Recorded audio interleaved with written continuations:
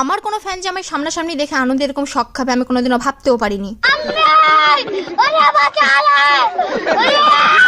So নতুন দিন নতুন ঘোড়ার ডিম। এই গেল দুর্গাপূজাতে আমাদের বাড়ি কাজের লোকটাকে কোনো জামা কাপড় কিনে দেওয়া হয়, তাই আমি আমার মা আর আমাদের বাড়ি কাজের লোকটা চলে এসেছি ওর জন্য কিছু বাজার করতে। আর এই ছেলে যা যা পছন্দ করলো আমার মায়ের 1 মাসের বেতন একদিনে গেল।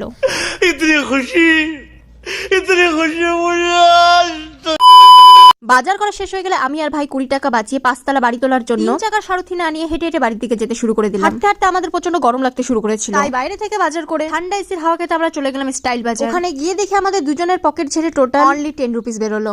এন্ড ডিয়ার জিন্স প্যান্ট, তোমায় আজ বহুদিন পর দেখে নিজের চোখের জল ধরে রাখতে পারলাম না। এক বিরাট ষড়যন্ত্রের দ্বারা আমাদের বিচ্ছিন্ন করা হয়েছে। পরজন্ম বলে যদি কোনো কিছু থাকে তবে সে জন্মে তুমি আমার হয়েও আমিও হব তোমার। সাথে এই জামাটাও ভালো লাগছে, তুইও আমার হোস আমিও তোর হব। দেন আমি প্রাইস ট্যাগ দেখে দেখে খুঁজতে শুরু করে দিলাম এখানে আমার জন্য 50 টাকার কোনো জামা অ্যাভেলেবেল আছে কিনা। না, এরা গরিব মানুষের কথা ভাবে না। আমার বাজেটের ভিতর আমি এখান থেকে এক টুকরো সুতোও পাবো না।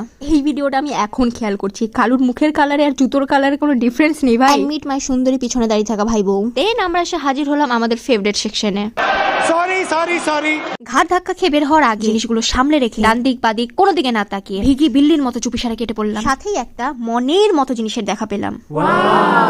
ভিডিও করতে করতে আমার ভাই আমাকে বলছে, তোর মনে আছে বইমেলাতে যে একটা মহিলা ভোজপুরি গানে নাচ করছিল আর আমি আর তুই দাঁড়িয়ে দাঁড়িয়ে দেখে হাসছিলাম? বললাম হ্যাঁ মনে আছে, আর সেই মহিলাটা এখন আমার ফ্রেন্ডেই আছে। বলছে তাহলে একবার ভাব, সেদিন আমরা ওদেরকে দেখে এসেছিলাম, আজকে তুই সামনে সামনে ঘুরে বেড়াচ্ছিস আর আমি তোর পিছন পিছন লেজের মতো ফোন নিয়ে ঘুরে বেড়াচ্ছি। তাহলে আমাদেরকে কতজন দেখে হাসছে? ভাই রে, বয়সের থেকে বড় কথা বলে দিয়েছিস। এটাকেই বলা হয় কর্মা, আর বাংলাতে যাকে বলে কর্ম। এই ভুল আমরা নেক্সট টাইম করব না, ঠিক আছে? কিন্তু এক সেকেন্ড, আমি অ্যাটলিস্ট পাবলিক প্লেসে নাচছি তো না। কথা বলতে বলতে এই বন্দুকটা দেখার সাথে সাথেই যে ওর কি হলো, আমার পা ধরে ঝুলে গিয়ে কাঁদতে কাঁদতে বলছে আমাকে এখন এটা কিনে দে। বড় দিদি হয়ে কি আর আমি ছোট ভাইয়ের কান্না দেখতে পারি? তাই আমিও কিনে দিলাম।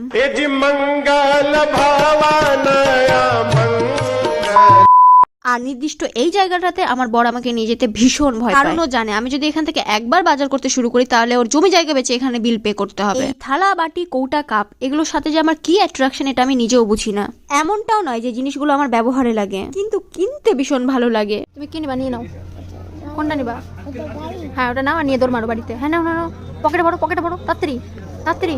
জানি না কার বাচ্চা ছিল, যার বাচ্চা ছিল সে বুঝে নিও। আর মলে ভাইকে আমার একটা বান্ধবী দেখে বলছে, এটা তোর ভাই না বুনুরে, দেখতে পুরাই মেয়ে। এই কথাটা শুনতে শুনতে আমার কান পুরা পচে গিয়েছে। সারা মল ঘেটে আমি আমার বরের জন্য খালি লাল সুটকেসটা পেলাম। না এখন দরকার নেই, কোনোদিনও যদি ছেড়ে টেড়ে দেয় সেদিন কাজে লাগবে। রাতে দাঁত চেপে এখানে আমি 200 টাকার বাজার করে নিলাম রে। 200 টাকা? ও মাই গড, 200 দিন 1 টাকা করে জমালে গিয়ে হবে 200 টাকা। আর আমি এক পলকে দেখা একটা জিনিসের উপর মোহিত হয়ে এই টাকা খরচ করে ফেললাম। আজকের ব্লগটা কান্না করতে করতে শেষ করছি। সবাই ভালো থাকবেন আর সুস্থ থাকবেন।